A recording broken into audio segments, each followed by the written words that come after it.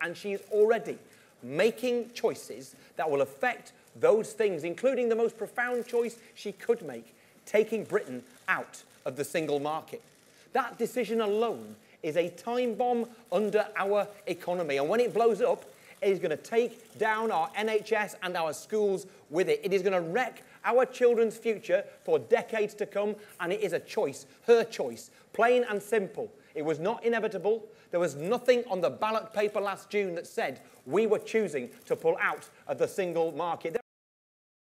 You should have the say over whether Theresa May's Brexit deal is right for you, right for your family, in a referendum. And if you do not like that deal, you should have the choice to remain in the European Union. Yeah! It's a worldview that includes shunning climate change. It's a worldview that includes shrinking the state by starving our schools and our NHS of the funding that they need. It's a worldview that includes turning our backs on some of the poorest and most vulnerable people in the world, as Theresa May did when she shamefully closed the door on desperate child refugees. That is Nigel Farage's. That is Nigel Farage's worldview. The same one that leads to Donald Trump banning Muslims and building a wall. The same one that Marine Le Pen tried to impose on the decent people of France. Nigel Farage's vision for Britain is now Theresa May's. He has taken over the Conservative Party.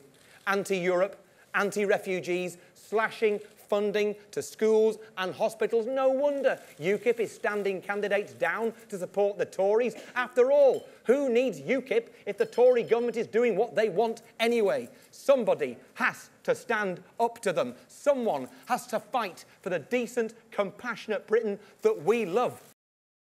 The decent people of France decided they did not want to simply accept one of the two tired old parties, so they rejected them. And when the two old establishment parties have been eliminated, the decent people of France faced a stark choice. A liberal, pro-European candidate who believes in an open, tolerant and united France versus the leader of the National Front. Hope versus fear.